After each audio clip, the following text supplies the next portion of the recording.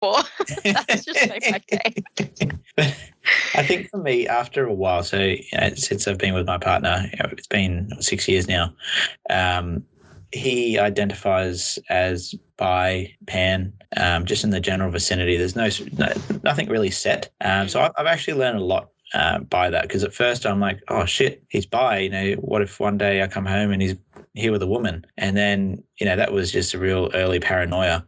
And then I'm like, wait, he loves me. He wants to be with me. That's the whole point. It means that he's attracted to anybody and everybody that he's attracted to. It doesn't mean he's attracted to everybody, but you get the picture. And I guess for myself, I then sort of settled a little bit more towards the middle of the scale. Like I see sexuality as more of a scale. Yeah. And, as a man, if you identify as a male, you either one end is completely attracted to women and the other end is completely attracted to men. And everybody sits somewhere on that scale. I find a lot of women attractive. Like, both Sister May and Sister Donna are both beautiful women. Oh, thank you. You're welcome. Would I sleep with you both? Probably not. You haven't quite got the things that I need. You don't think I'm pretty enough? Sorry, that's just my white girl coming through. Not pretty enough. But that's the thing, is like it's more for me, more of a spectrum for myself, and it changes as we go.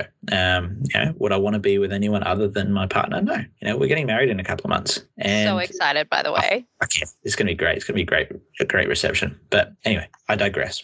So I guess in the church itself, did you have any experiences where your priesthood leaders treated you differently because of that, or did they not know? They did not know. I kept it very well under wraps. Yeah. I think so in Young Women's, there was another person there. I believe they are non-binary now. Sorry, I said no, but we got along super well. And I think because both of us kind of being part of the LGBT sandwich, I think people kind of saw but weren't really willing to say anything. And I guess me being the bishop's daughter as well was kind of a bit of a,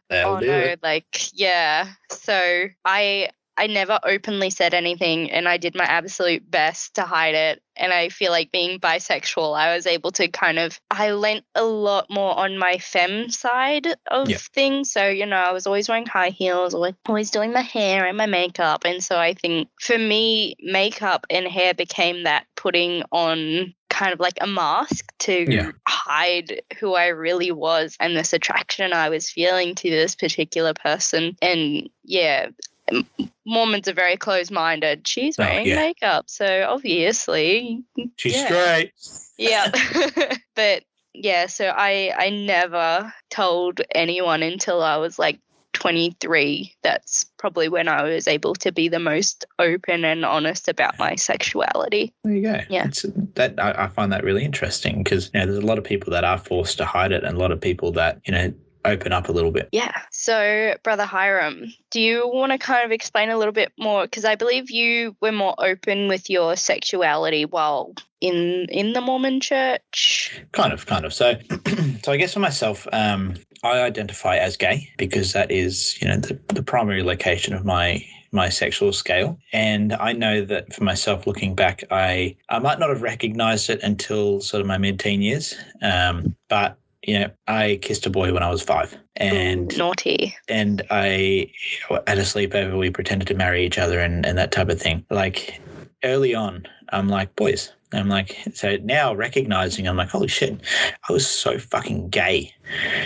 And so you fast forward a couple of years to your teen years, you're starting to get hormones as you go through high school, and you get confused and you're trying to work it out. So on one side of things, I've got the church telling me this is what you must do. This is what you must believe. That itself isolated me from a lot of people, because I didn't necessarily associate with a lot of different people because they didn't hold the same values. It's very different in Australia than it is to say some communities in the States where it's all Mormon. I didn't have any other Mormons at my school of nearly 1,000, and nobody knew I was really Mormon, like a couple people, but not many. And those that didn't really know what it meant. Mm-hmm. And so that changes the dynamics of things. So my teenage years were full of depression and anxiety because I'm living this double life. I feel these things. You get your crushes through high school, and those crushes were never girls, yet they should have been. Being gay is not a thing. It's just you shouldn't be giving into that. So I should have crushes on girls, but I can't.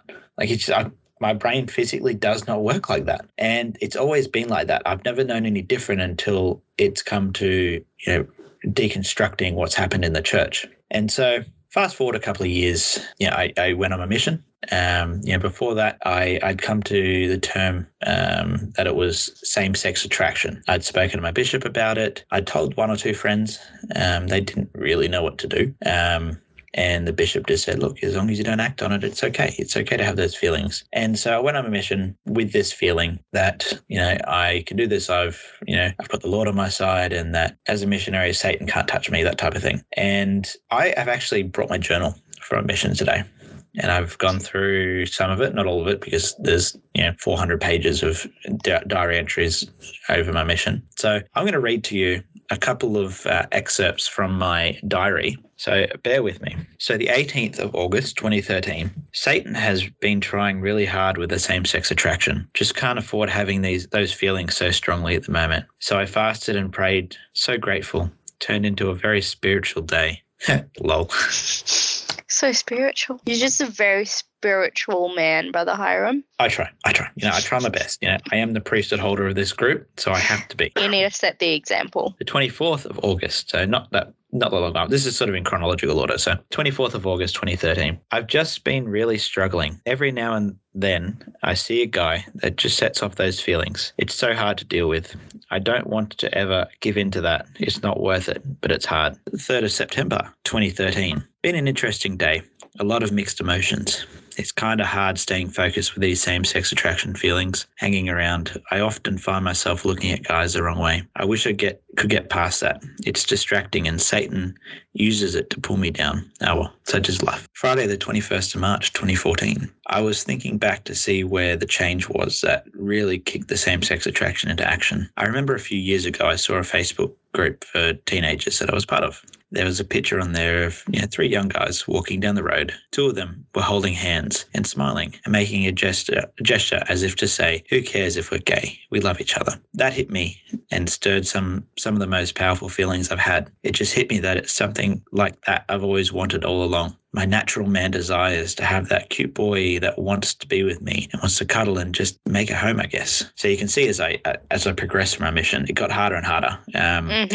I had many chats with the church psychologist and with my mission president, but over time, I could not shake this. 29th of June, 2014. The same-sex attraction has just been getting ridiculous. So many temptations around. The thoughts and dreams have been getting worse and intense, just as the desires have been. I have a serious problem which, if not dealt with, would destroy everything I've worked for so far. I often ask myself, is it better to live a monster or die a good man? This is something very personal for me, is for my whole life. I think a lot of it is partly caused because of this, but I've been suicidal. I've had severe depression for most of my life, really bad anxiety, and I've been seeing a psychologist for nearly 7 years now, and it just scratches the surface. And this is some of the shit that I've gone through, like the church convincing me that what I was feeling, what I've always felt, is wrong, and it does something to you. 22nd of July 2014. I'm not really caring what happens. So Satan is getting in and creating feelings that are so strong that I've nearly acted upon. Bad and evil thoughts. And spiritually, I'm doubting my testimony and why I came out. I'm not sure if this is really true. I know no other religion is true. And that's still true to this day.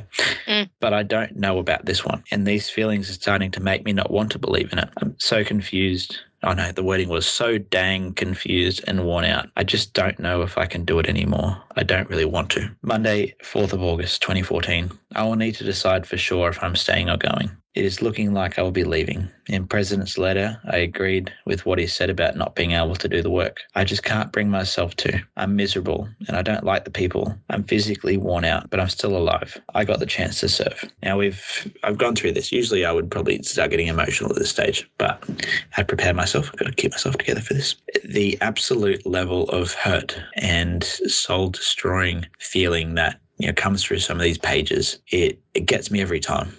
I've spent years working through these traumas and working through what has been instilled into me. And to this day, I still struggle. There are times when I catch myself, thinking that, I can't be gay in public, or, I can't let this person know, or I have to be careful, speaking about this or saying that. And it just brings me back to that conditioning. I was lucky that I wasn't, born in the States and got sent off to a gay camp to have, violent conversion therapy like a lot of people have. But at the same time, I was forced into believing something that I'm not. After my mission, I came back. So I came home early, and that was already a taboo. I kind of got exiled a little bit, but the bishop brought me close and said, all right, you can be my exec. I'm like, okay, cool, whatever. But the feelings didn't go away. And that whole time, I continued to question my worthiness. And this is one of the things, is that, like we've covered in previous episodes, if you want to get to heaven, you've got to go to the temple. And if you want to go to the temple, you've got to be worthy. And questioning whether I'm worthy just because I have a feeling or a thought is soul destroying. It's not something that I can necessarily help. I see someone just like everyone does and think, oh, they're cute.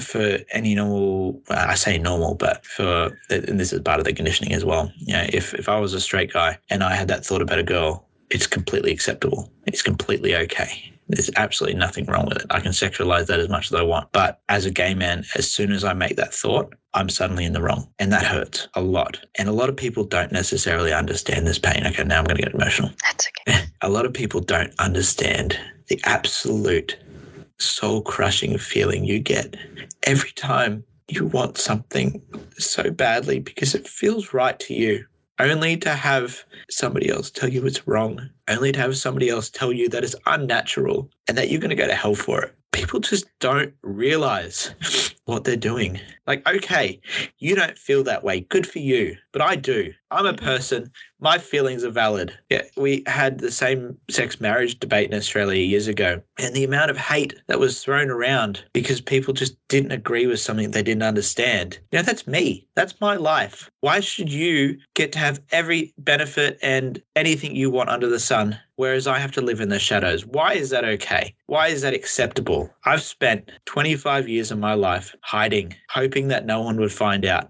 hoping that it would all just go away magically if I prayed hard enough. Well, I can tell you now it doesn't. It does not go away, and it's okay. There are people out there that are just like I was, hiding, keeping it a secret, not wanting people to know for fear of repercussion. And if you are listening, just know that it's okay.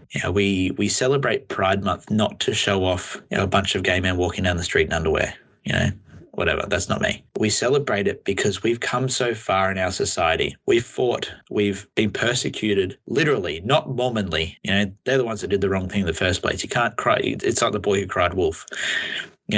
Still to this day, gay men are cornered and beaten and assaulted and killed. There are many countries where it's illegal to be gay. They're hung, they're stoned, they're beheaded because they love somebody. And my question to anybody that disagrees is, why is it so wrong for me to love someone when it's okay for you to? I love somebody who loves me, and that to me is more holy than your preaching. Yeah, exactly. I remember thinking when I had my first experience with a girl, I don't know even how to explain it. Like, it felt so much better than anything else that I'd experienced with a man, and it felt right and natural. And how can something that brings me so much peace and calm within myself, how can that be wrong? Like, why is it wrong for me to seek out a love that makes me feel good and happy and healthy? Like, wow, that does not seem wrong to me. Yeah,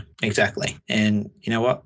My relationship is a lot stronger and healthy than a lot of the ones I see. A lot of, cis straight men are abusive and their wives are abusive as well. There's all these bad things going, but it's okay because it's straight. Exactly. And I'm in a relationship that looks straight. My partner is a straight male, but he has never tried to get me to hide who I am. He's never been embarrassed of me. And now I'm going to cry.